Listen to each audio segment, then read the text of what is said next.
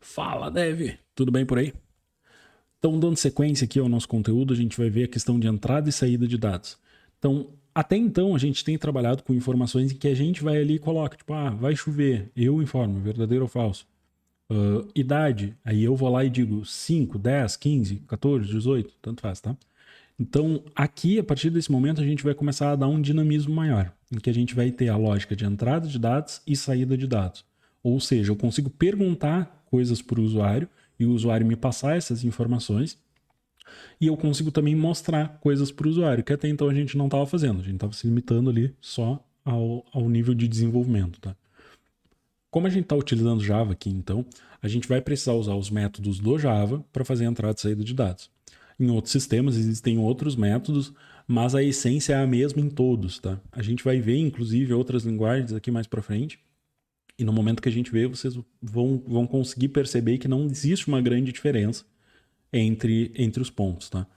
Então, aqui em Java, a gente vai utilizar o console do sistema para isso. Como é que funciona? O console do sistema, vamos começar do começo. O console do sistema, ele está preparado para receber texto só. Tá? Então ele vai receber uma informação e essa informação sempre vai ser uma string. Sempre. Então, como que a gente faz para pegar uma informação de texto do usuário? Com essa parte aqui do código. System, ou seja, eu estou pegando uma informação do sistema, ponto console, que console é o nosso terminal. A gente vai ver daqui a pouquinho na prática isso, tá? Então, o console, que é o terminal, ou seja, dentro do meu sistema, pega o meu console, as funções que já existem dentro do meu console e lê a linha que o usuário for escrever depois de mostrar essa mensagem para ele. Então, aqui eu estou mostrando a mensagem informe a sua idade. O usuário vai colocar alguma idade, eu vou pegar isso que ele digitar e trazer para dentro do meu sistema. Só que, como eu já disse, aqui eu estou querendo a idade. Idade é um número e eu quero possivelmente fazer cálculos com esse número. Embora nesse exemplo eu não use, eu quero poder fazer cálculos porque ele é um inteiro. E eu quero classificar ele como sendo um inteiro. Aqui, então, inteiro, age. Só que ele vem como um texto. E eu quero garantir que ele vai se tornar um inteiro. Como é que eu faço isso? Eu digo que eu quero transformar um inteiro, passando integer, que é inteiro, ponto parse, que é parse é converter, parse int desse cara aqui. Então, vamos de novo. O que significa isso aqui? Eu estou dizendo, uma variável do tipo inteiro que se chama idade. Eu quero que ela seja um inteiro e ela vai ser um inteiro que vai ser convertido para inteiro do valor que vai vir daqui. Então, o usuário vai digitar lá, por exemplo, 18. E aí, lembra quando a gente viu os tipos de dados, que a gente viu que 18 entre aspas é diferente de 18 sem aspas? O que ele vai fazer aqui é exatamente essa conversão. Quando o usuário digitar 18, ele vai pegar esses 18 e vai me devolver 18 com aspas. Esse meu parseInt vai pegar esse 18 com aspas e transformar em 18 do tipo inteiro. E aí ele vai salvar dentro dessa variável age. Ok? Depois disso, eu estou pedindo uma segunda informação aqui, que é uma string de nome para o usuário.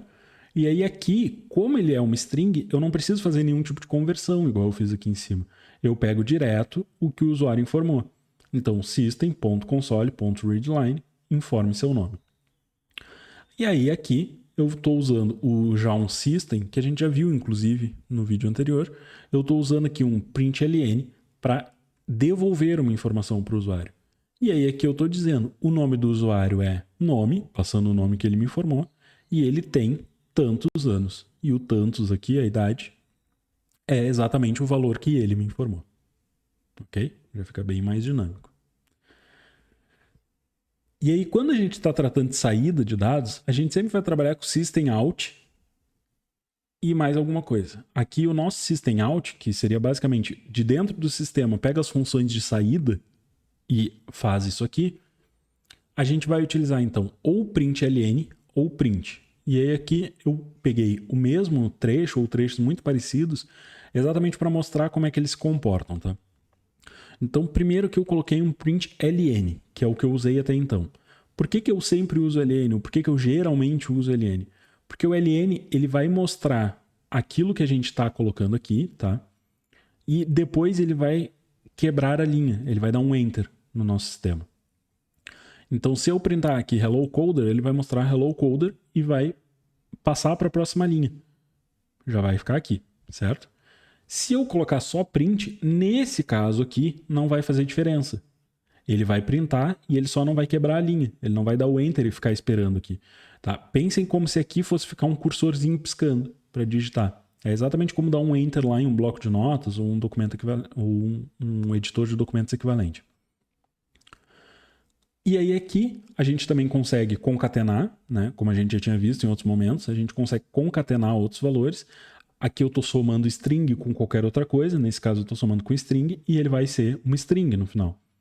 Então, quando eu coloco println de hello coder, seja muito bem-vindo, e o name, ele vai mostrar hello coder, seja muito bem-vindo, João, e aqui, na verdade, ele vai dar um enter e vai ficar aqui embaixo. Tá? Já se eu não colocar o ln, ele não vai quebrar a linha. ln é line next, então ele vai passar para a próxima linha. Quando eu não passo isso, ele vai printando as coisas uma do lado da outra. Então eu vou colocar aqui, por exemplo, um print de hello coder e um outro print de hello coder. Ele vai printar assim, hello coder, tudo junto, sem espaço, sem enter, sem nada. E aí no momento que eu coloco, por exemplo, um system.println, aí sim, aí ele vai pegar hello coder, vai dar um enter, e aí quando ele tiver outro print para fazer, ele já vai fazer na linha de baixo. Existem alguns casos em que eu vou querer usar o print, tá? Já vou deixar a ressalva aqui. Não significa que, porque aqui nesse exemplo em específico, o ln faz mais sentido, que ele sempre vai fazer mais sentido. Quando eu quero passar informações diretas para o usuário, como é o caso aqui, seja muito bem-vindo, fulano de tal, a gente vai preferencialmente usar o ln, tá? Mas a gente também vai usar o print quando a gente estiver construindo alguma coisa em tempo de execução. Então, eu vou printar uma parte, e aí depois outra parte, e eu quero que elas se juntem e virem uma coisa só. A gente vai ver isso na prática e a gente vai acabar usando o print. Então, aqui eu só estou trazendo para vocês que saibam, tenham conhecimento que existem esses dois tipos de saídas. Certo? Então, indo para um exemplo aqui de dados de entrada e saída.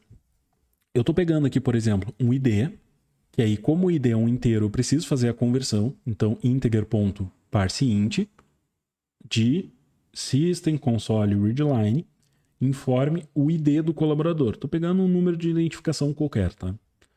Depois, um double, current salary, que eu estou pegando o salário da pessoa. E aí aqui, como ele é um double, assim como no inteiro eu tinha um integer.parseInt, no double eu vou ter um double parse double, que aí eu vou dizer informe seu salário. Ele vai informar o meu sistema como uma string, como um texto, e o meu sistema, através dessa linha, desse trecho de comando, ele vai conseguir identificar que isso aqui é um double e ele vai fazer a conversão. Depois, eu vou passar um increase salary, aumento de salário. E aí esse aumento de salário vai ser um percentual. Então eu estou passando como um inteiro. Por quê? A gente viu lá a porcentagem, a gente viu que porcentagem na verdade vai ser um double de 0 ponto alguma coisa. Só que o usuário ele não necessariamente vai saber isso. Eu não tenho como presumir que o usuário sabe. Então, no caso do usuário, eu vou pegar um número inteiro, que é o percentual decimal, né? Então, igual a gente vê lá em promoções, 15% de desconto, 10% de aumento, nesse caso. Então, eu vou pegar esse número. E aí, depois eu vou calcular aqui um novo salário.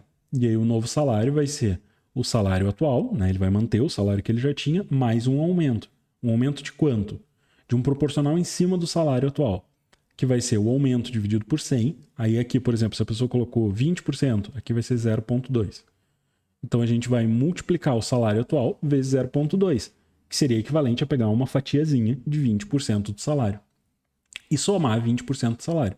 Então aqui, fazendo de cabeça aqui rapidinho, se o salário dele fosse 2.000, a gente teria 2.000 mais 2.000 vezes 0,2, que seria a mesma coisa que 20% do salário dele, que eu não sei de cabeça quanto é 20%, mas eu sei que 10% é 200, então ele vai ter um aumento de R$400 no salário. Então o salário dele vai ser 2.000 mais 400. Então o novo salário dele é 2.400. E é que eu estou mostrando essa informação para o usuário no final do processo. Então eu estou dizendo, o colaborador 1, por exemplo, teve um aumento salarial de 20%, e o seu salário que era, e aí eu estou pegando o current salary, o salário atual dele, antes do aumento, né? Seu salário que era 2.000, agora é de 2.400. E aí eu estou atribuindo o valor, estou atualizando o valor atual do salário dele. Como ele recebeu um aumento, o current salary dele agora recebe o novo salário. Então, o salário atual dele agora, na verdade, é 2.400. Eu já mostrei a informação e aí agora eu atualizo. Por quê? Porque se ele for receber um aumento de novo, eu tenho que fazer esse aumento em cima desse valor de 2.400, não do valor de 2.000. Então, aqui eu já estou atualizando esse valor. Certo? Eu espero que vocês tenham gostado e espero vocês na próxima aula.